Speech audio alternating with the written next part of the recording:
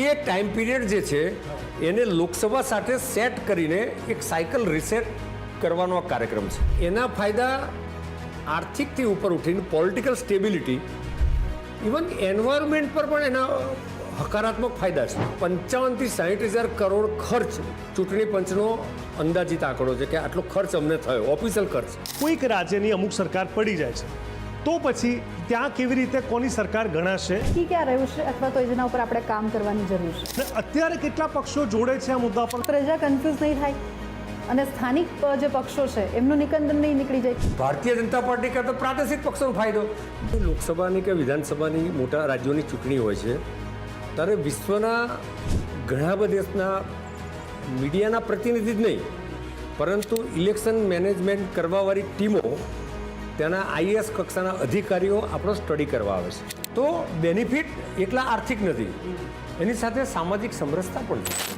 અને code of conduct 3 થી 4 મહિના લાગે છે. આ સિસ્ટમ, આ સાયકલવાળી સિસ્ટમ તો ઓલરેડી અસ્તિત્વમાં છે જ, પણ સમહાવ જે ચિંતકોએ આના ઉપર ચર્ચાઓ કરવી જોઈએ અને ઝડપથી એને અમલ કરવો જોઈએ ભૂતકાળમાં, એ 40-45 વર્ષમાં થયો નથી. Debate, discussion and કન્સેન્સિસ.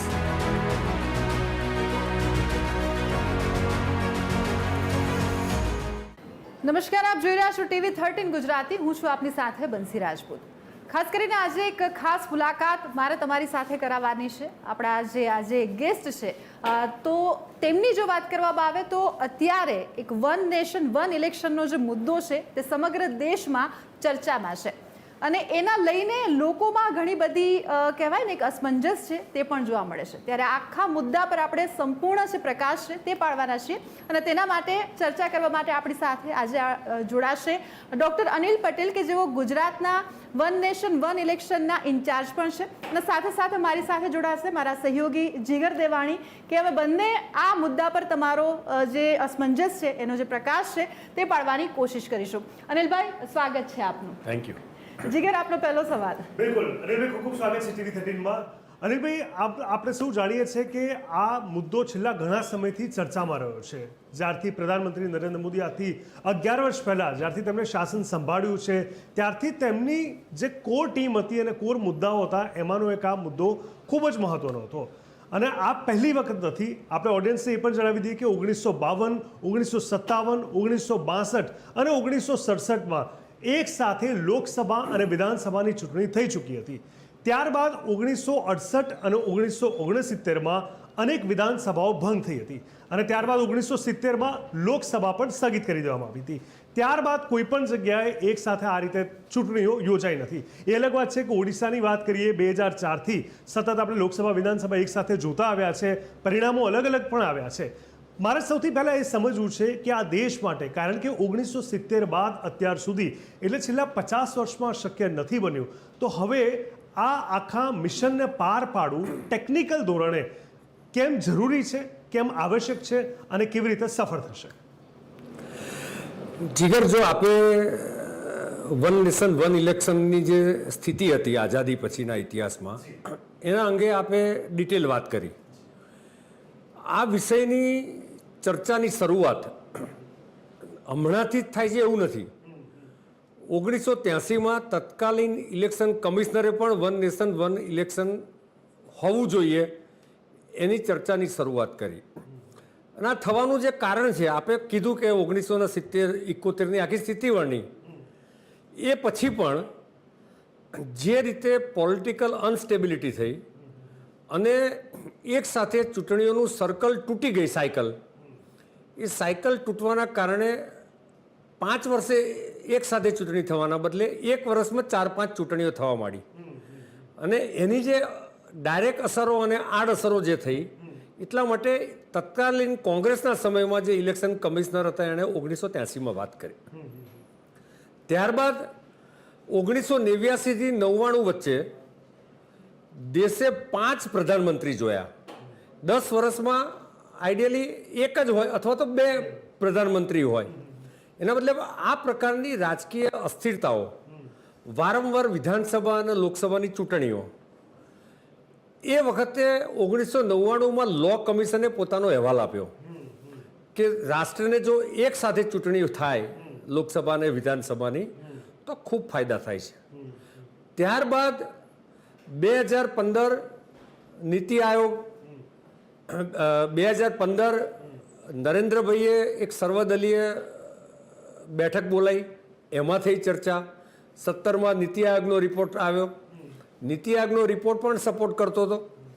A report પછી નરેન્દ્રભાઈએ પૂર્વ રાષ્ટ્રપતિ કોવિંદજીના નેતૃત્વમાં એક હાઈ લેવલ કમિટી બનાવી અને એ કમિટીએ સર્વગ્રાહી અભ્યાસ કર્યો, જુદા જુદા સ્ટેક હોલ્ડર્સનો અભ્યાસ કર્યો અને એ પછી એમણે રિપોર્ટ મહામહિમ રાષ્ટ્રપતિજી અને કેબિનેટને સુપ્રત કર્યો.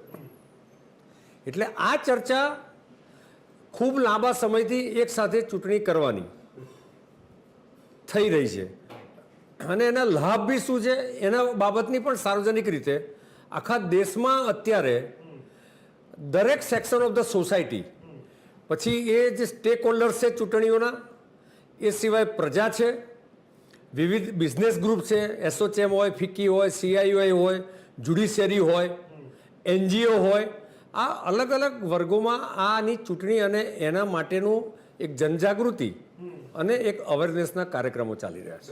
ભાજપ સતત એવું કહેતી આવી છે કે જે રીતે આમાં પ્રજાનો ફાયદો થશે, ખર્ચ બચશે. મારો જે સવાલ છે એ પ્રજાના પર્સપેક્ટિવથી છે કે જે રીતે એ જે ફાયદો છે, જે ખર્ચ બચશે, એનું એક્ઝિક્યુશન આટલા મોટા દેશમાં આટલી મોટી વસ્તી માટે કેવી રીતે થશે?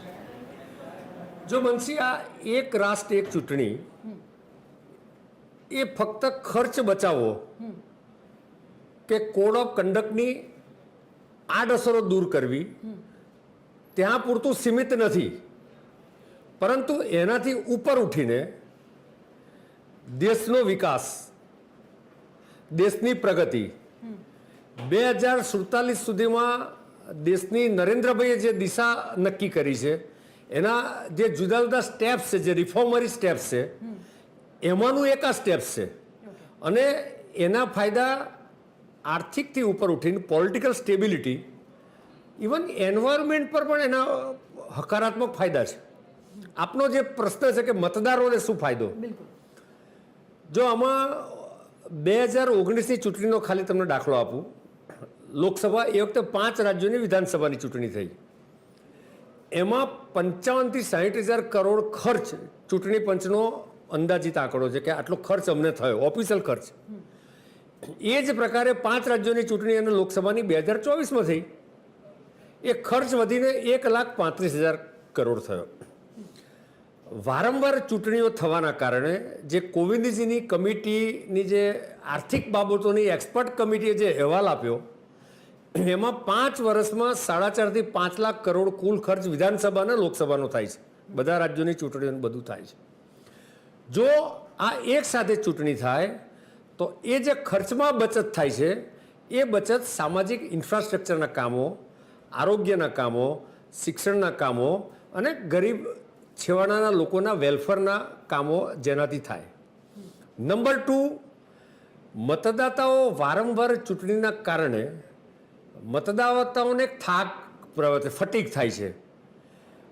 ઘણી વખત ગામડે કક્ષાએ 5 ચૂંટણીઓ થાય, ગ્રામ પંચાયત, તાલુકા પંચાયત, જિલ્લા પંચાયત, વિધાનસભા, લોકસભા, તો સ્વાભાવિક છે કે 5 વખત મતદાન કરવા માટે એટલો ઉત્સાહ ન પણ હોય, સિવાય કે પોલિટિકલ સેન્સિટિવ હોય તો આ કરવાથી મતદાનની પ્રક્રિયા પણ વધે છે, પર્સન્ટેજ ઓફ વોટિંગ વધે છે, મતદાતાઓનું ઇન્વોલ્વમેન્ટ પણ વધે છે, એમને આર્થિક લાભ તો છે જ. બંસી, અગત્યનો જે મુદ્દો છે એ પોલિટિકલ સ્ટેબિલિટી છે. તમે જે ભૂતકાળમાં આયારામ ગયારામ ભજનલાલની સરકારોને બધા અનેક કદાચ આપણે ધ્યાન પણ હશે જ, હું માનું છું, તો એક ચોક્કસ સાયકલ ફિક્સ થાય 5 વર્ષની, તો જે વચ્ચે વિધાનસભાની સરકારો ઉથલાવવાના કાર્યક્રમ જે 356ની કલમ દ્વારા ચાલતા હતા, એ કાર્યક્રમો બંધ થાય.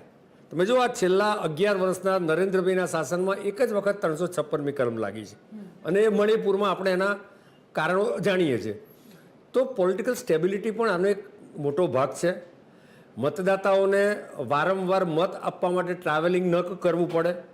જે માઇગ્રન્ટ મતદાતા છે એને પણ પોતપોતાના વિસ્તારમાં વારંવાર મત આપવા માટે જવું ના પડે, જે પ્રેક્ટિકલી શક્ય બી નથી. એનો સમય બગડે છે, એને ખર્ચ પણ થાય છે, વારંવાર કદાચ એના માલિક રજા ન પણ આપે. તો એક સાથે ચૂંટણી થવાથી એક તો આ મતદાતાઓની સક્રિયતા જેને કહેવાય એ ખૂબ વધે છે, અને એ સક્રિયતા વધવાના કારણે જે ડેમોક્રેટિક પ્રોસેસ છે એ વધારે મજબૂત થાય છે. અરે ભાઈ, સૌથી અગત્યની વાત એ છે કે આને પાર પાડવું એક બહુ મોટો પેચીદો પ્રશ્ન છે, કારણ કે આપણી જે પોપ્યુલેશન છે, આપણા જે પક્ષો છે, આપણી લોકશાહીની જે નીતિ છે, એને જોતા કાં તો સંસદમાં કાયદો લાવી શકાય અને એ બિલને પસાર કરી શકાય, કાં પછી 2/3 રાજ્યોની પરમિશન જોઈએ, એટલે એ લોકો એક સાથે સપોર્ટ કરે તો થઈ જાય. હવે એના જ બે પેટા પ્રશ્નોની જો વાત કરું, કારણ કે બીજા બધા રાજ્યો અને બીજા બધી પક્ષોને આપણા કન્સર્નની વાત કરી રહ્યા છે, તો 2019માં જ્યારે બીજી વાર બહુમતી સાથે બીજેપીની એનડીએની જે સરકાર બની હતી, એ પછી એક તમામ પક્ષો સાથે એક ઔપચારિક મિટિંગ પ્રધાનમંત્રી નરેન્દ્ર મોદીએ કરી હતી વન નેશન વન ઇલેક્શન માટે. એ વખતે વિપક્ષના ઘણા બધા પક્ષોએ હોબાળો મચાવ્યો હતો, સપોર્ટ નહોતો કર્યો. તો મારે પહેલી વાત તો એ સમજવું છે કે કેવી રીતે કાયદો પસાર કરવામાં આવશે કે 2/3 રાજ્યોની પરમિશન આપણને સામે આવશે, અને જે લોકો વિરોધ કરી રહ્યા હતા 2019 પછી ક્યારે આ મુદ્દા સાથે સંકળાયેલા હતા એ લોકોનું શું, અને અત્યારે કેટલા પક્ષો જોડે છે આ મુદ્દા પર ને કેટલા લોકો વિરોધ કરી રહ્યા છે? ખૂબ સુંદર પ્રશ્ન છે જીગર. નરેન્દ્રભાઈએ સર્વદલીય બેઠક બોલાવી, એમાં 19 પક્ષો હાજર રહ્યા. સ્વાભાવિક છે કે લોકસભા અને રાજ્યસભામાં જે પક્ષોનું પ્રેઝન્સ છે એમના પ્રતિનિધિને બોલાવવામાં આવે. આ 19માંથી 16 પક્ષોએ સમર્થન કર્યું, ખાલી 3 જ પક્ષો વિરોધમાં હતા. નંબર 2, કોવિંદજીની કમિટીએ પણ વિવિધ પોલિટિકલ પાર્ટીઓને આમંત્રણ આપીને ચર્ચા માટે બોલાયા. 67 પોલિટિકલ પાર્ટી કે જેના પ્રતિનિધિ ક્યાંક ને ક્યાંક ચૂંટાયેલા છે રાજ્ય સ્તરે કે લોકસભા સ્તરે, એવી 67 પોલિટિકલ પાર્ટીને આમંત્રણ આપ્યું. એમાંથી 47 પોલિટિકલ પાર્ટીના લોકો હાજર રહ્યા. 13 સિવાય બધા જ લોકોએ સપોર્ટ કર્યો. ઓકે. તો પોલિટિકલ પાર્ટીમાં અમુક પાર્ટીને જેના વ્યક્તિગત એજન્ડા છે કે સરકારના કોઈ પણ રિફોર્મ્સનો, પછી એ 370 હોય, જીએસટી હોય, કોઈ પણ એનો વિરોધ કરવો, તો સ્વાભાવિક છે કે એ વિરોધ કરવાના છે. પરંતુ જે રીતે મેં સંવિધાનિક સંસ્થાઓનું સમર્થન છે કહ્યું, એ જ રીતે સુપ્રીમ કોર્ટના ચીફ જસ્ટિસ એક્સ, હાઈકોર્ટના chief justice ex, election commissioner supreme central કેન્દ્રીય એક્સ, રાજ્યના ઇલેક્શન કમિશનરો એક્સ, આ બધા જ લોકોના મંતવ્યો એચએલસી દ્વારા એટલે કોવિંદજીની કમિટી દ્વારા લેવામાં આવ્યા છે, અને એમણે પણ આમાં સમર્થન કર્યું છે. હવે બીજો મુદ્દો છે કે આ કેવી રીતે થશે. તો અત્યારે જે આ એક સાથે ચૂંટણીની જે વાત છે એ ફક્ત લોકસભા અને વિધાનસભાની ચૂંટણીઓની વાત છે. 129મો સંવિધાનિક સુધારો આમાં થવાનો છે. ઓકે. આર્ટિકલ 368 છે, જેમાં કેન્દ્ર સરકારને સંવિધાનિક સુધારા કરવાનો અધિકાર છે. એની ડ્યુ પ્રોસેસ છે, અને એ પ્રોસેસ સરકાર કરી રહી છે. આર્ટિકલ 327 છે, એમાં લોકસભા અને વિધાનસભાનો જે પીરિયડ, એની મતદાર યાદી એ કરવાનો અધિકાર છે, સંવિધાને આપેલો અધિકાર છે. હજારો કલાકની ચર્ચાઓ પછી જે સંવિધાન બન્યું છે બાબા સાહેબ આંબેડકરજીનું, એમાં અધિકાર છે.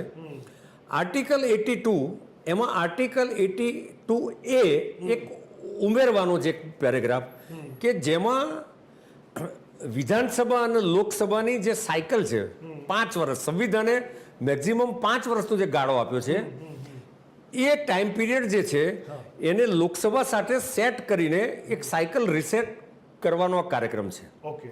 એટલે એમાં કેન્દ્ર સરકાર અને સંસદના અધિકાર છે, પરંતુ સાર્વજનિક પ્રજાનું એક આંદોલન બને એટલા માટે આ કાર્યક્રમની જનજાગૃતિના કાર્યક્રમ આખા દેશના જુદા જુદા રાજ્યોમાં ચાલે છે, અને એની વ્યાપક રીતે જેમ આપણા ત્યાં આ ચર્ચા થઈ રહી છે એ રીતે વ્યાપક ચર્ચાઓ, ડિબેટ, ડિસ્કશન એન્ડ કન્સેન્સિસ, આના આધાર પર સરકાર એક તો આગળ વધી રહી છે કેન્દ્રની સરકાર. બીજું કે વ્યાપક ચર્ચાઓ કરવા માટે આ જે બિલ લોકસભામાં મૂકવામાં આવ્યું એ બિલ તો પાસ થયું બહુમતીથી, છતાં પણ આદરણીય પ્રધાનમંત્રીશ્રીએ આ બિલને જેપીસીમાં મોકલવાનું સૂચન કર્યું કે જેથી સ્ટેક હોલ્ડર્સ જે છે એ બધા સાથે વિશાળ અને વિસ્તૃત ચર્ચા થાય. જેપીસીનો ટેન્યુઅર પૂરો થવાયો તો ફરી પાછું એને એક્સટેન્શન આપ્યું સરકારે ઓફિશિયલી. એટલે જેપીસીમાં આની ઉપર વિસ્તૃત ચર્ચા પણ થઈ રહી છે. સરકારનું મન ખુલ્લું છે. કોઈક નાના મોટા સુઝાવ, ટેકનિકલ, લીગલ, એડમિનિસ્ટ્રેટિવ એ પ્રકારના સુઝાવ જો આવશે તો સરકાર એની ઉપર કામ કરવાની છે.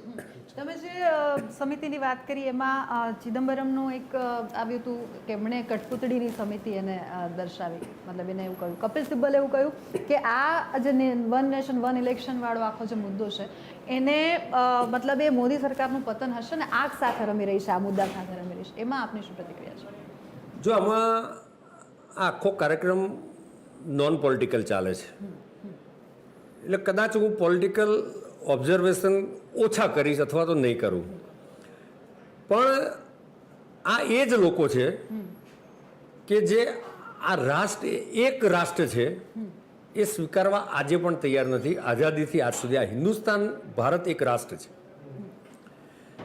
આ એ લોકો છે કે ભારતને યુનિયન ઓફ સ્ટેટ્સ કહે છે. વિપક્ષના એક એલઓપી હમણાં 6-12 મહિના ઉપર યુએસએ ગયા હતા ત્યારે પણ એમણે યુનિયન ઓફ સ્ટેટ્સ કહ્યું છે.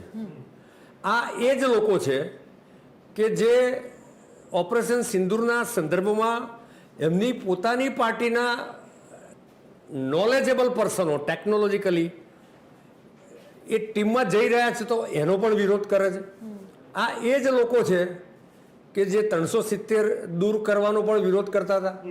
મને યાદ છે કે આ એ જ લોકો છે કે દેશમાં one nation one health card, Ayushman કાર્ડનો વિરોધ કરતા હતા.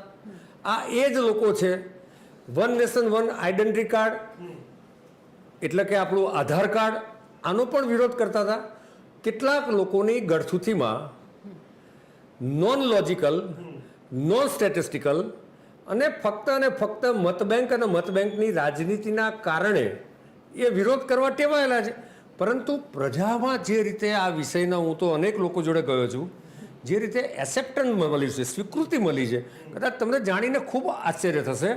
મને લાગે છે કે આ જનજાગૃતિના કાર્યક્રમ પછી આજે નાનો મોટો પણ વિરોધ કરે છે એ લોકોને પણ આને સમર્થન કરવા, એમના સૂચનો હોઈ શકે પરંતુ એમને પણ સમર્થન કરવા માટેનું કમ્પલ્સન થશે એ પ્રકારનો પ્રયત્ન છે. અને ભાઈ સૌથી અગત્યનો સવાલ એ છે કે જ્યારે આના એક્ઝિક્યુશનની આપણે વાત કરી રહ્યા હોય તો અત્યારે માની લો કે 2029માં આની જ્યારે લાગુ થશે, એક્ઝામ્પલ તરીકે, હવે ઘણા બધા વિરોધની વચ્ચે આપણે એ જોયું છે કે ક્યાંક ને ક્યાંક ઘણી જગ્યાએ સરકારો ભંગ થાય છે, પડી જાય છે, વિરોધ પક્ષ એક થઈ જતો હોય છે. માન લો કે 2029માં આ વસ્તુ એક્ઝિક્યુટ થાય છે અને 2030ની અંદર કોઈક રાજ્યની અમુક સરકાર પડી જાય છે, તો પછી ત્યાં કેવી રીતે કોની સરકાર ગણાશે? નંબર 1. અને જ્યારે પહેલી વાર લાગુ કરવામાં આવશે તો કયા વર્ષથી ને એને અનુસંધાને, માન લો કે 2022 ને 27માં ગુજરાતની વિધાનસભા ચૂંટણી છે તો પછી 32માં આવશે, પરંતુ 29માં લાગુ થાય તો શું 29માં પાછી વિધાનસભા આવશે?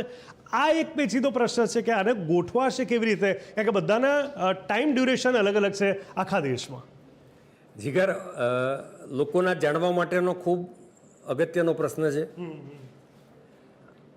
આ બિલ જે જેપીસી દ્વારા ફરી લોકસભામાં પાસ થાય, રાજ્યસભામાં પાસ થાય, એક્ટ બને, એટલે 2029ની જનરલ ચૂંટણી પછી મહામહિમ રાષ્ટ્રપતિ, જનરલ ચૂંટણી લોકસભાની થઈ જશે પછી મહામહિમ રાષ્ટ્રપતિજી એક કટ ઓફ ડેટે ડિક્લેર કરશે કે હવે પછી આ એક્ટનો અમલ ચાલુ થાય છે. એટલે વન નેશન વન ઇલેક્શન એ 2034માં ચાલુ થશે. એનું પહેલું જે ચૂંટણી છે એ 2034માં થશે.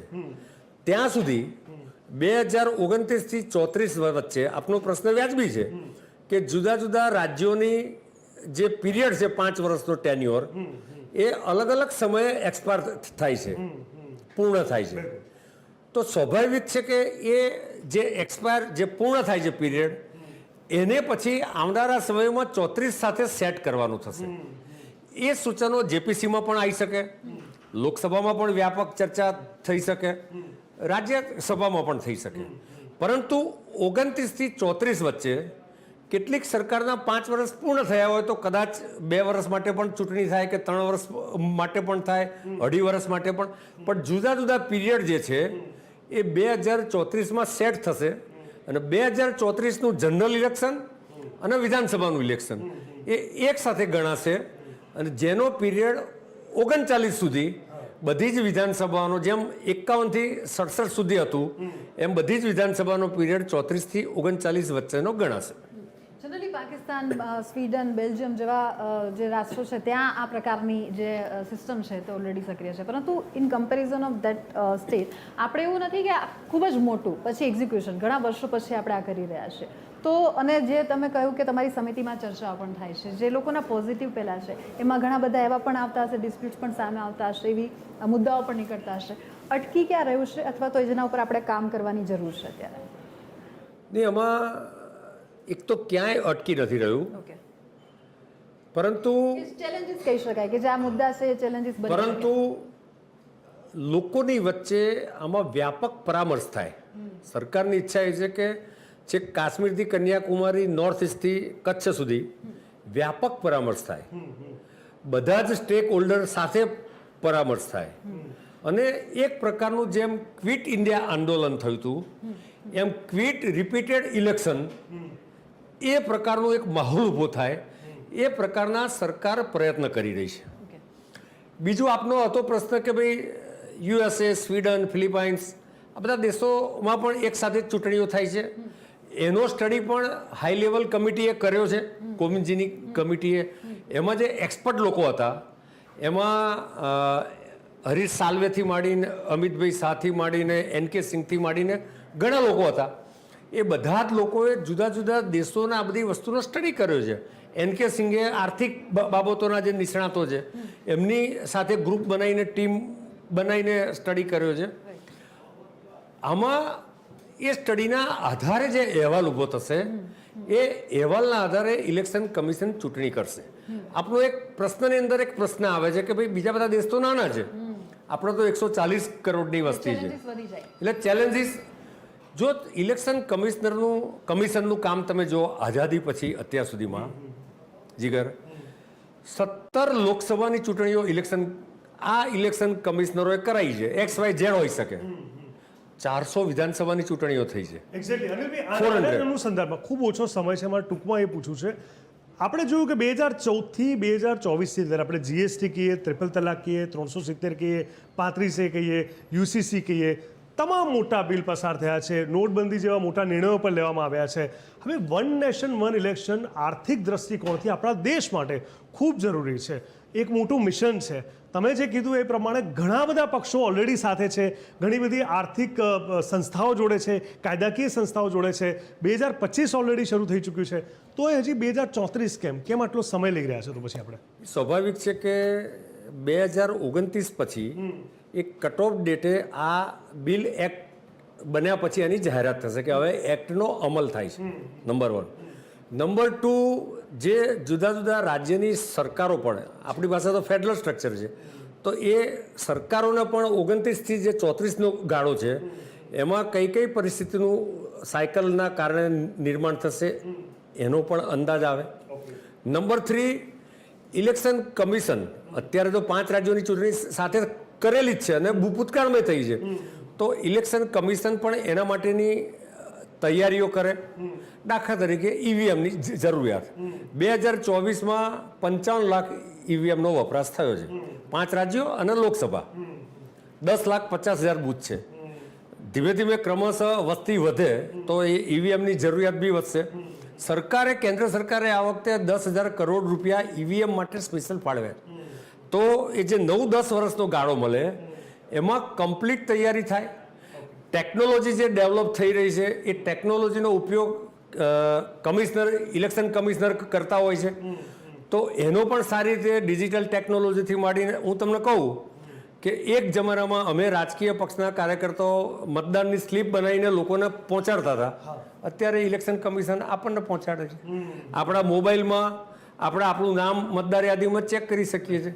તો ઇલેક્શન કમિશન એ પોતે પણ લર્નિંગ પ્રોસેસમાં સતત ફેરફારો કરતા જાય છે. હવે તો એઆઈનો પણ ઇલેક્શન કમિશનર ઉપયોગ કરે છે. તો ઇલેક્શન કમિશનરો પાસે તાકાત છે અને આ કેન્દ્ર અને રાજ્યના ઇલેક્શન કમિશનરો અહીંયા જ મારો સવાલ એ પણ રહેશે કે એઆઈની આપણે જમાનામાં પહોંચી ગયા છે પણ એના ગ્લિચીસ પણ છે એટલા જ. તો અહીંયા પ્રજા કન્ફ્યુઝ નહીં થાય અને સ્થાનિક જે પક્ષો છે એમનું નિકંદન નહીં નીકળી જાય, કારણ કે અલગ અલગ મુદ્દા પર લોકસભાના ઇલેક્શન અલગ મુદ્દા પર લડાતા હોય છે, વિધાનસભાના અલગ મુદ્દા પર લડાતા હોય છે. પ્રજાને અત્યારે આદત નથી, ઉદ્દેશ્ય ખૂબ સારો છે પરંતુ આદત નથી આ પ્રકારની ચૂંટણીની. અને એમાં પણ આ પ્રકારના કોઈ ટેકનિકલ ગ્લિચીસ આવે, ઈવીએમ બગડી જાય કે પછી એઆઈથી લઈને કંઈ પ્રોબ્લેમ થાય અથવા તો એ પ્રકારના કોઈ અટેક થાય, ત્યારે કઈ રીતે આપણે ઉભરશું? જો ઈવીએમ ઉપર તો કોઈ પણ પ્રકારના એઆઈના એટેક કે કોઈ પણ, કારણ કે નેટ સાથે વાઈફાઈ સાથે તો જોડાયેલું જ નથી, એટલે એક અલગ મુદ્દો છે ઈવીએમ. પરંતુ આપે જે પ્રશ્ન પૂછ્યો કે લોકો ટેવાયા નથી, તો અત્યારે પણ 19માં 5 રાજ્યોની ચૂંટણીઓ સાથે થઈ, 24માં પણ થઈ. 19માં 5 રાજ્યોમાં કેન્દ્રમાં પૂર્ણ બહુમતીની સરકાર ભાજપની હતી, છતાં પણ 5 રાજ્યોમાં વિપક્ષની સરકારો આવી. 24માં પણ એક ઓરિસ્સા સિવાય બધે જ વિપક્ષની સરકારો આવી. તો દેશનો મતદાતા મેચ્યોર છે પોલિટિકલી, એના એસ્પિરેશન એના રાજ્યના શું છે, એના કેન્દ્રના શું છે એને ખબર છે. બીજું, દરેક પોલિટિકલ પાર્ટી એ રાજ્ય કક્ષાની હોય કે રાષ્ટ્રીય કક્ષાની હોય, એ હંમેશા મેનિફેસ્ટો રાજ્યના જુદા ડિક્લેર કરે છે અને કેન્દ્રના જુદા ડિક્લેર કરે છે. તો કમ્પેરિઝન કરવાનો એક અવસર મતદાતા પાસે હોય છે.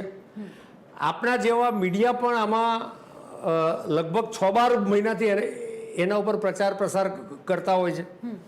સાથે સાથે પોલિટિકલ પાર્ટીઓ પણ આના અંગે પ્રચાર પ્રસારમાં પોતપોતાનું કામ કરતા હોય છે. જો મતદાતા છે ને, હમણાં જ 2/3 બહુમતીથી મહારાષ્ટ્રમાં ભાજપ જીત્યું એની યુતિ. એક લોકસભામાં તેની વિધાનસભાની સીટો જીત્યા, લોકસભાનું કેન્ડિડેટ કોંગ્રેસ જીતી. ગુજરાતમાં 2014માં અને 19માં તમે જો કચ્છમાં બીજેપી 4-4.5 લાખ મતથી જીતી હતી. અબડાસાની સીટ પર એ જ વખતે બાય ઇલેક્શનમાં શક્તિસિંહ ગોહિલ જીત્યા. એ જ વખતે વિસાવદરના બાય ઇલેક્શનમાં ભાજપ હારી ગયું હતું.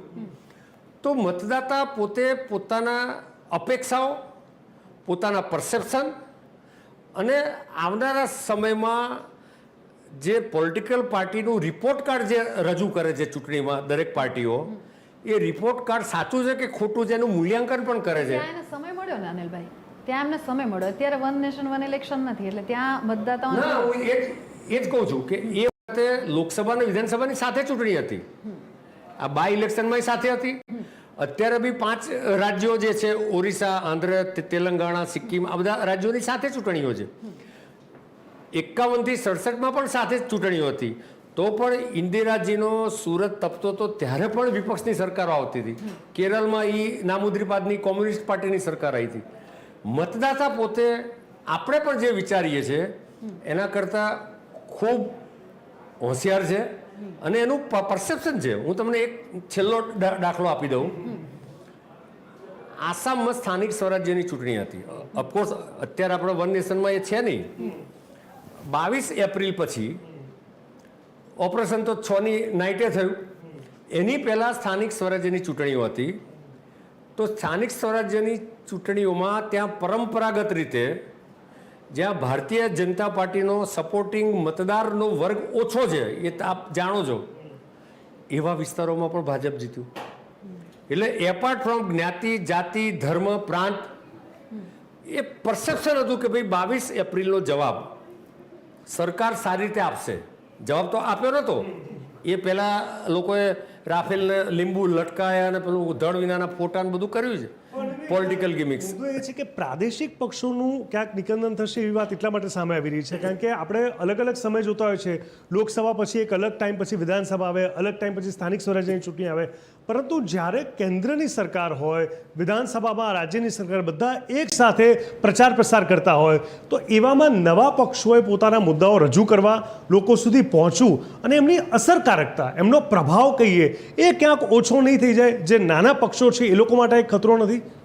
જો જે પ્રાદેશિક પક્ષો છે, આમ જોવા જાઓ તો રાષ્ટ્રીય પક્ષો 2-3 બાદ કરો તો પ્રાદેશિક પક્ષો કેટલાક સિવાય ચૂંટણીઓમાં મની પાવર બી જોઈએ છે, મેન પાવર પણ જોઈએ છે. તો અલગ અલગ સમયે ચૂંટણીઓ આવવાના કારણે એક રાજ્યમાંથી પ્રાદેશિક જ છે એને બીજા રાજ્યમાં લડવા જવું છે. આમ આદમી પાર્ટી ગુજરાતમાં લડવા આવી હતી, એની પાસે ન તો મેન પાવર, ન તો કાર્યકર્તા, ન તો મની પાવર થોડો ઘણો હતો એમની પાસે, પરંતુ અલગ અલગ ટાઈમે ચૂંટણી થવાના કારણે એને મેન પાવરની જરૂર વધારે પડે, ખર્ચની જરૂર વધારે પડે.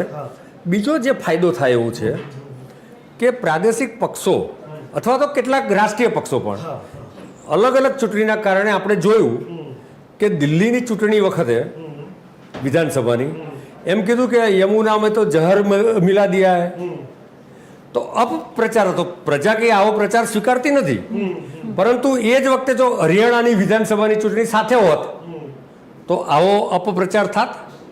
જે મેં તમને પોલિટિકલ સ્ટેબિલિટીનું બી કીધું ને, દાખલા તરીકે કાવેરી જળ વિવાદ, તો બે રાજ્યો વચ્ચે અલગ અલગ સમયે ચૂંટણી થવાના કારણે આ કાવેરી જળ વિવાદના પણ આવા તો ઘણા ઇસ્યુ છે કે ઇન્ટર સ્ટેટ જે ઇસ્યુ છે. તમે મહારાષ્ટ્રની ચૂંટણી અલગ ટાઈમે હતી તો ત્યાં વિપક્ષે શું કર્યું કે ભાઈ કેન્દ્ર સરકાર એફડીઆઈ બધું ગુજરાતમાં લઈ જાય છે. વાસ્તવિક એવું નથી, એ તો જે તે રાજ્યની સ્થિતિના આધારે હોય છે ઇન્વેસ્ટમેન્ટ. જો એક સાથે ચૂંટણી હોય તો આ પ્રકારની સમસ્યા પણ દૂર થાય, કારણ કે એમને બધા જ પક્ષોએ બધે લડવાનું છે. સમાજવાદી પાર્ટી પણ ગુજરાતમાં લડે છે, બીએસપી પણ લડે છે, પ્રાદેશિક પક્ષો ટીએમસી પણ લડતું હોય છે, ક્યાંક ને ક્યાંક દિલ્હીમાં લડ્યું, યુપીમાં લડ્યું, તો આ બધા પક્ષો લડતા હોય છે. અને દરેક પક્ષો પોતપોતાના રાજ્યની જરૂરિયાતના આધારે પ્રાદેશિક પક્ષોમાં એક તો રાષ્ટ્રીય વિઝન બી ડેવલપ થાય અને પ્રાદેશિક જે જરૂરિયાત છે એ વિષયો પણ મેનિફેસ્ટોમાં આવે અને કેન્દ્ર પાસેથી અપેક્ષાઓ જે હોય એની પણ વાત એમાં ઉજાગર થતી હોય છે. બંધારણીય રીતે પ્રાદેશિક પક્ષો હોય કે તમે હું કે કોઈ પણ વ્યક્તિનો ચૂંટણી લડવાનો અધિકાર, મત આપવાનો અધિકાર, કોઈ એમાં ફેરફાર નથી. પછી એક ગામના છેવાડાની વ્યક્તિ હોય, લઘુમતી હોય કે કોઈ પણ હોય, મૂળ જે સાયકલ છે એ સાયકલમાં ફેરફાર થવાનો. On the કોન્ટ્રારી Bharatiya Janata party કરતા પ્રાદેશિક પક્ષોનો ફાયદો. ભાજપા પાસે આજે ચૂંટણી માટે વાપરી શકાય એટલું ફંડ છે, 18 કરોડ કરતાં વધારે પ્રાથમિક સભ્યો છે, સક્રિય સભ્યોની પણ મોટી ટીમ છે, અને છેક દિલ્હીથી શરૂ કરીને છેક બૂથ સુધી ગામના નેટવર્ક છે. તો એક સાથે ચૂંટણી થવાથી આ બધી જ વસ્તુની જરૂરિયાત લોકોને ઓછી થાય. એકલો સરકારોના ખર્ચોની વાત નથી, પ્રાઇવેટ ઓફિસીસ, ઇન્ડસ્ટ્રી બંધ રાખવી પડે અને કેટલી બધી. અને મેં આપણે ઇન્ટર રાજ્યની જે સમસ્યાઓ છે એ પણ મોટા ભાગની, અને એનો એક સારો સંવિધાનિક પેલેટેબલ જે કહેવાય સોલ્યુશન એવું બધા જ પક્ષો રજૂ કરતા થાય. એટલે ફરી એકવાર સવાલ અહીં એ જ થાય છે કે એક ઉદ્દેશ્ય ખૂબ સારો છે, આટલું મોટું નેશન આપણું અને એમાં આટલા બધા લોકો. હવે એક સમયે જ્યારે મતલબ ચૂંટણી પ્રચાર પ્રસાર થતો હશે, જ્યારે ચૂંટણી હશે ત્યારે બધી જ એનર્જી, બધા જ લોકો, પછી એ પ્રચારની વાત થઈ ગઈ, લોકો સુધી પહોંચાડવાની મુદ્દાઓની વાત, આ બધું જ પછી એકદમથી જ્યારે ચૂંટણી ખતમ થઈ જશે, રિઝલ્ટ આવી જશે, પછી એક વોઇડ ક્રિએટ નહીં થઈ શકે? આ એક જનરલ માન્યતા છે બંસી કે ભાઈ ચૂંટાયા પછી 5 વર્ષ સુધી ચૂંટાયેલો પ્રતિનિધિ દેખાતો નથી. આ 100% સાચી છે અથવા તો એમાં 10-20% સાચું છે, એ બે વસ્તુ ચર્ચાનો વિષય છે.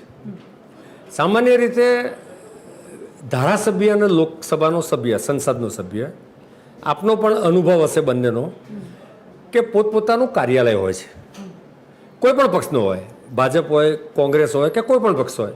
એ કાર્યાલય દ્વારા લોકોના જનસંપર્કમાં રહે છે, નંબર 1. નંબર 2, 5 વર્ષ સુધી ચૂંટણી ના આવવાની હોય તો એ 4-4.5 વર્ષ સુધી પોતાના વિસ્તારની જરૂરિયાતો, પોતાના વિસ્તારનું ડેવલપમેન્ટ એની ઉપર એ ફ્રીલી કામ કરે.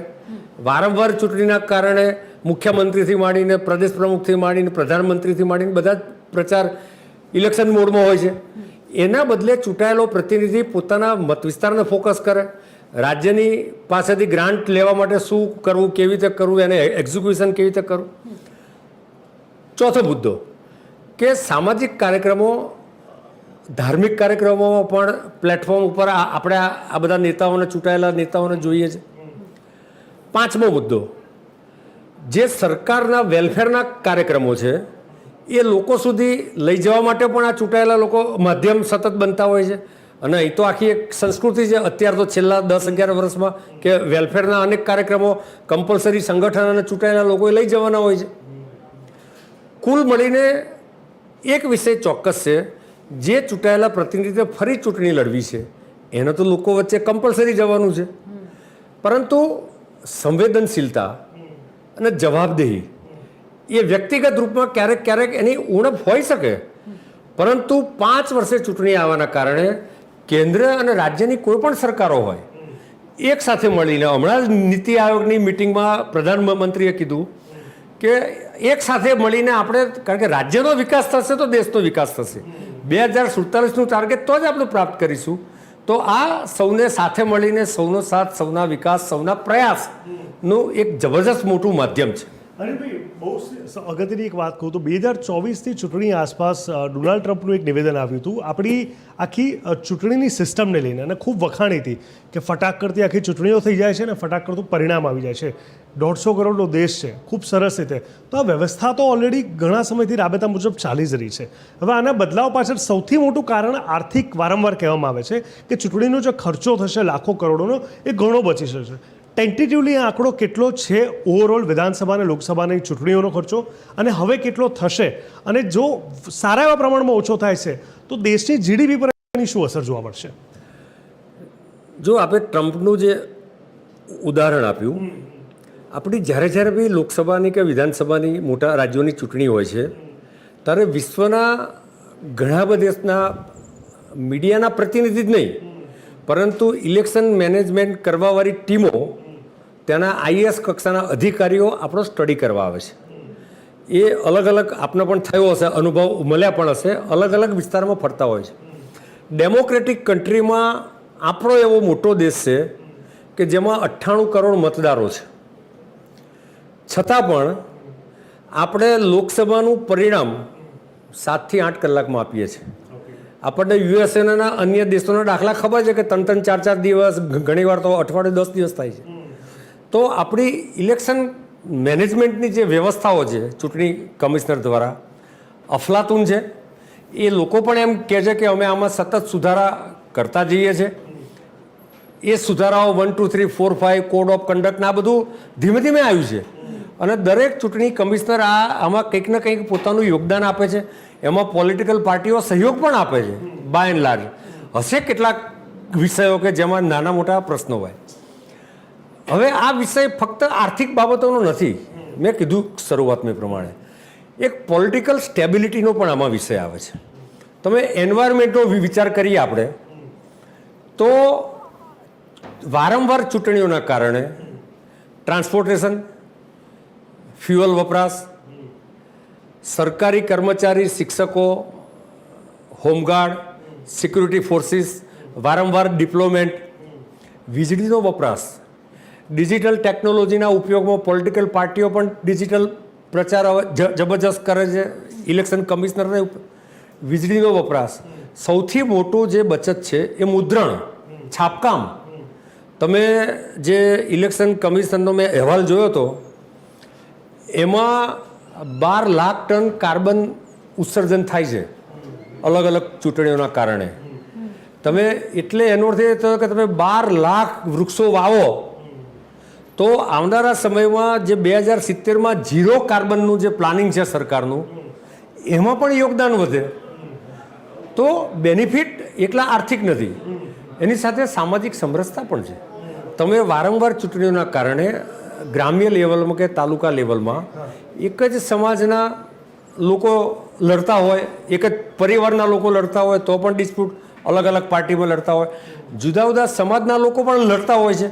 તો વારંવાર જે કહેવાય કે સામાજિક સમરસતા સામેના પ્રશ્નો ઊભા થાય.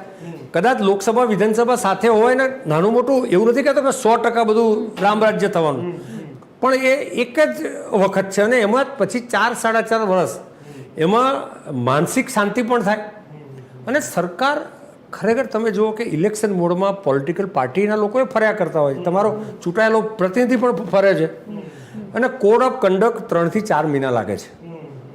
આ કોડ ઓફ કન્ડક્ટના કારણે જે યોજના જે નક્કી થઈ છે એ પણ થઈ શકતી નથી. તમે પોલિસી પેરાલિસિસ, નવી પોલિસી ના બને, ચૂંટાયેલો પ્રતિનિધિ ગ્રાન્ટ ના વાપરી શકે.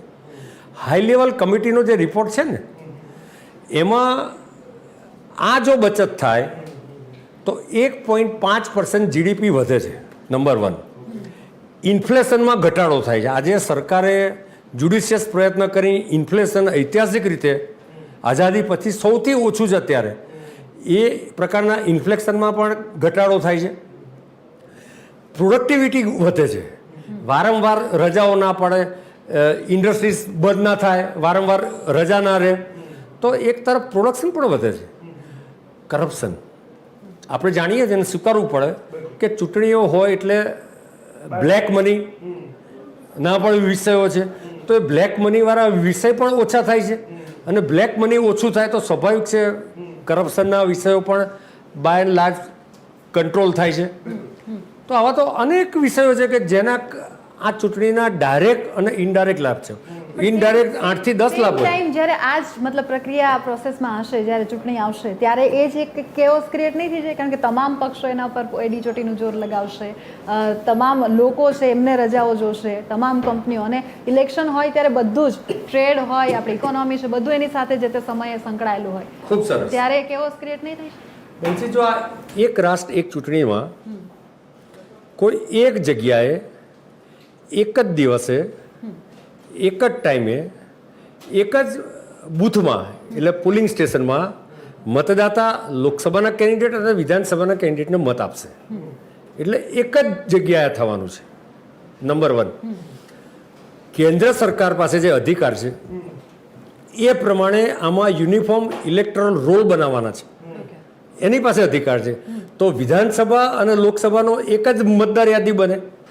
આપણો અનુભવ છે કે એકવાર વિધાનસભામાં મત આપ્યો હોય અને એ સ્કૂલ પર ફરી લોકસભામાં જઈએ તો આપણું નામ ના આવ્યું હોય, બૂથ બદલાઈ ગયું હોય, અથવા તો મતદાર યાદીમાંથી નામ નીકળી ગયું હોય. આવા બધા પ્રશ્નો સમસ્યા બી થાય છે. ને મતદાર પછી 2-3 જગ્યાએ ફરે, ટેબલ પર ફરે અને પછી જતો રહે. તો ઉપરથી સમસ્યાઓ ઘટવાની છે. કારણ કે હવે દાખલા તરીકે વેસ્ટ બંગાળની ચૂંટણી છે, તો વેસ્ટ બંગાળની ચૂંટણી આ વખતે 7 તબક્કામાં થઈ, તો સ્વાભાવિક છે કે એમાં એક જ દિવસે થવાની નથી, પરંતુ એક જ દિવસે લોકસભા અને વિધાનસભાની ચૂંટણી એક જ રૂમમાં બંને ઈવીએમ હોય, તો એમાં જે સ્ટાફ અત્યારે ઇલેક્શન કમિશન લગાડે, ગઈ વખતે 24માં 1.5 કરોડ લોકો લાગ્યા હતા. બહુ તો એમાં એક સ્કૂલમાં 2 થી 3 લોકો જ વધે, કારણ કે એ તો તમારે વિધાનસભાવાળો પેલું ટપકું કરવા માટે, અને ટપકું કરવાવાળો તો માણસ એક જ હોય બંને માટે, એ તો એક જ થવાનું છે. એ ખાલી પેલી જે ઇલેક્શન કમિશનરી યાદી છે એમાં જે ટીક મારવાની સહી લેવાની હોય છે એ માણસ વધે. બહુ તો કદાચ એકાદ પ્રિસાઇડિંગ ઓફિસર વધે. સિક્યુરિટી તો એની જ રહેવાની છે. તો આ બધા પણ આની પાછળના લાભ છે. અને છેલ્લો મોટો લાભ, કેટલાક રાજ્યોમાં ચૂંટણીઓ થાય છે ત્યારે જે કાયદો અને વ્યવસ્થાના પ્રશ્નો ઊભા થાય છે. જો ત્યાં 5 ચૂંટણીઓ થાય, અત્યારે તો 2ની જ વાત છે, તો જે પોલિટિકલ પાર્ટીનું જે બિહેવિયર નોન ડેમોક્રેટિક છે એની ઉપર પણ અંકુશ આવ્યા, કારણ કે એક જ વખત ચૂંટણી છે. તમે જે કીધું એમાં ખાસ કરીને સૌથી અગત્યનો પ્રશ્ન, સામાન્ય નાગરિક સૌથી વધારે ચૂંટણીને લઈને પ્રક્રિયામાં સૌથી વધારે આતુર હોય છે તો એ મેનિફેસ્ટો પર હોય છે. લોકસભા કહીએ કે વિધાનસભા કહીએ, તમામ પાર્ટી અલગ અલગ સમયે પોતાનો મેનિફેસ્ટો રજૂ કરતી હોય છે. માની લો કે વન નેશન વન ઇલેક્શન લાગુ પડે છે, અને એવા સમયે માની લો કે વિધાનસભામાં એટલે કે રાજ્યમાં કોઈક બીજી સરકાર છે અને કેન્દ્રમાં બીજી સરકાર છે, બંને એક ટાઈમમાં મેનિફેસ્ટો રિલીઝ પણ કરે છે, તો એને જોઈને સામાન્ય નાગરિકનું જજમેન્ટ ક્યાંક કહી શકાય કે કન્ફ્યુઝન મોડમાં આવશે એવું લાગે છે. કારણ કે બંને પાર્ટીના એંગલ અલગ હોય, એક બાજુ કેન્દ્ર છે, એક બાજુ વિધાનસભાની વાત છે. ઘણા લોકો એવું પણ માનતા હોય છે કે રાજ્ય માટે આ સરકાર વધારે સારી, કેન્દ્ર માટે આ સરકાર સારી, વિપક્ષ તરીકે આ વધારે સારું કામ કરે છે. તો આ જે ઇન્ટેલેક્ચ્યુઅલ વર્ક છે એ લોકો માટે આ બહુ મોટો એક ટફ ડિસિઝન નહીં થઈ જાય? નહીં, ઇન્ટેલેક્ચ્યુઅલ વર્ગ માટે આ ટફ ડિસિઝન નથી, કે સામાન્ય મતદાર માટે પણ આ ટફ ડિસિઝન નથી. મેં અગાઉ જે પ્રકારે આપને ઉદાહરણો આપ્યા એમાં કેન્દ્રના અને રાજ્યના અલગ અલગ નિર્ણયો મતદારોએ લીધેલા જ છે. મેનિફેસ્ટો જોવો સમજવો એ ખૂબ ઓછો વર્ગ એમાં રસ ધરાવે છે. અને એક ચૂંટણી હોય લોકસભાની તો પણ પાર્ટી રાજ્યના મેનિફેસ્ટો ડિક્લેર કરે છે અને કેન્દ્રના પણ મેનિફેસ્ટો, કારણ કે દરેકની જરૂરિયાતો દરેક લેવલે જુદી જુદી હોય છે. તો સ્વાભાવિક છે કે બધી જ પોલિટિકલ પાર્ટીઓ, ધારો કે લોકસભાની ચૂંટણી છે અને 6 પોલિટિકલ પાર્ટી અહીંયા ચૂંટણી લડે છે, તો 6 પોતાના મેનિફેસ્ટો ડિક્લેર કરવાની છે. મતદારને જેમાં રસ છે એ જોવાની છે કે ભાઈ આવનારા 5 સમયમાં શું કરશે, રિપોર્ટ કાર્ડ શું છે. નરેન્દ્રભાઈએ તો આવીને રિપોર્ટ કાર્ડની સંસ્કૃતિ ચાલુ કરી છે. જે પાર્ટીની વિચારધારામાં એને રસ છે એમાં એ વધારે ડેપ્થમાં સ્ટડી કરે છે. અને બધા જ લોકો, એ તો તમારા મારા જેવા જે રાજકીય રીતે સક્રિય છે એવા લોકો આનો સ્ટડી કરે છે. પણ મતદાતાની અપેક્ષા, તમે ઇવન સ્થાનિક સ્વરાજ્યની ચૂંટણીમાં પણ એની અપેક્ષા જુદી હોય છે. રાજ્યના આપણે સમજીએ છીએ એના કરતાં રાજ્યના પ્રશ્નો એના માટે શું છે, કેટલા અગત્યના છે, એના રાજ્યમાં કેવા પ્રકારનો વિકાસ જોઈએ, સામાજિક ક્ષેત્રમાં શું જોઈએ એને ખબર છે. અને એ સરકારોના રિપોર્ટ કાર્ડ અને એનું જે વિઝન છે આવનારા 5 વર્ષનું, ઘણી પોલિટિકલ પાર્ટી મેનિફેસ્ટો 5 વર્ષનો પણ આપે છે અને 25 વર્ષનું પણ વિઝન બતાવતી હોય છે. તો એના આધારે લોકોના જે એસ્પિરેશન છે એ એસ્પિરેશનના આધારે મતદાન થાય છે. બિલકુલ. છેલ્લો સવાલ છે મારો આપને કે જે રીતે તમે 129ની વાત કરી, 17 ડિસેમ્બર 2024માં ખાસ કરીને આ જે સુધારાવાળું છે વાત હતી, એમાં મારે ટેકનિકલી અને લીગલી થોડા જે આસ્પેક્ટ છે એના ઉપર વધારે પ્રકાશ પાડવો છે. અને ગુજરાતના વન નેશન વન ઇલેક્શનના ઇન્ચાર્જ તરીકે તમે પ્રજાને કે ઓવરઓલ શું માહિતી કે એવા કોઈ પોઈન્ટ કે જે ખાસ તમે ધ્યાન દોરવા માંગતા હોય તો? એમાં બંસી અગાઉ ચર્ચા થઈ. આમાં કેન્દ્રે 368 જે આર્ટિકલ છે એ પ્રમાણે કેન્દ્ર પાસે અધિકાર છે. 327માં વિધાનસભાનો સીમાંકન, લોકસભાનું સીમાંકન અને એની મતદાર યાદી એ સ્ટેટ ઇલેક્શન કમિશન એટલે રાજ્ય સાથે મળીને બનાવતા હોય છે. એ કેન્દ્ર પાસે અધિકાર છે. આર્ટિકલ 82 છે, એમાં જે પીરિયડ સેટ કરવાનો છે, સંવિધાને તો કહ્યું જ છે પીરિયડ મેક્ઝિમમ 5 વર્ષનો છે, એનાથી ઓછો પણ હોઈ શકે. અને ઉદાહરણ આપું કે રાજ્યસભાના કોઈ સભ્ય રાજીનામું આપે અથવા તો મૃત્યુ થાય તો એનો ટેન્યુઅર જે અનએક્સપાયર્ડ ટર્મ છે એ કેન્ડિડેટની ત્યાં સુધી જ હોય છે. વિધાનસભામાં કોઈ રાજીનામું આપે વચ્ચેથી કે મૃત્યુ થાય તો એનો ટેન્યુઅર પર મેક્ઝિમમ 5 વર્ષ સુધી જ હોય છે.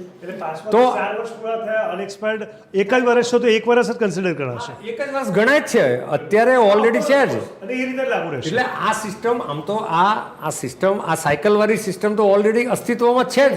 પણ સંભાવ જે ચિંતકોએ આના ઉપર ચર્ચાઓ કરવી જોઈએ અને ઝડપથી એને અમલ કરવો જોઈએ ભૂતકાળમાં, એ 40-45 વર્ષમાં થયો નથી. હવે એની ઉપર આખા દેશમાં એક મત બનવાના કાર્યક્રમ થઈ રહ્યા છે. અને આવનારા સમયમાં લોકોની સરળતા, જેને ease of doing, ease of involvement in democratic process and ease of voting, એ આ કાર્યક્રમના કારણે થશે. એટલે આખો જે મુદ્દો છે એમને સરસ રીતે આખી જે સમજાવટ છે તે કરી છે. થેન્ક યુ સો મચ અનિલભાઈ અમારી સાથે જોડાવા બદલ અને આખો જે આ મુદ્દો અમારા તમામ સવાલોનો ખૂબ જ ધીરજપૂર્વક જવાબ આપવા બદલ.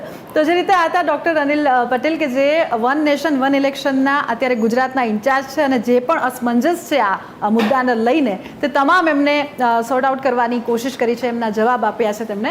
આ જ પ્રકારની ખાસ મુલાકાતો સાથે અમે તમારી સમક્ષ આવતા રહેશું. જોતા રહો TV 13 ગુજરાતી. નમસ્કાર.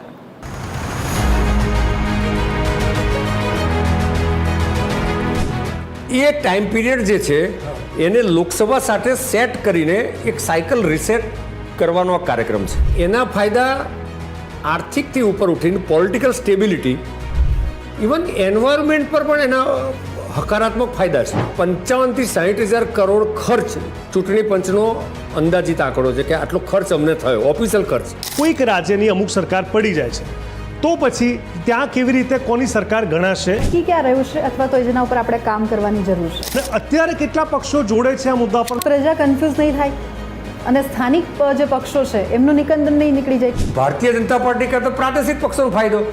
લોકસભાની કે વિધાનસભાની મોટા રાજ્યોની ચૂંટણી હોય છે ત્યારે વિશ્વના ઘણા બધા દેશના મીડિયાના પ્રતિનિધિ જ નહીં, પરંતુ ઇલેક્શન મેનેજમેન્ટ કરવાવાળી ટીમો, ત્યાંના આઈએએસ કક્ષાના અધિકારીઓ આપણો સ્ટડી કરવા આવે છે. તો બેનિફિટ એકલા આર્થિક નથી, એની સાથે સામાજિક સમરસતા પણ છે. અને કોડ ઓફ કન્ડક્ટ 3 થી 4 મહિના લાગે છે.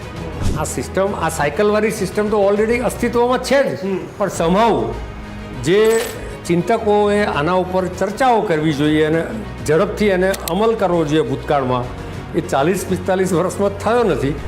Debate, discussion and કન્સેન્સિસ.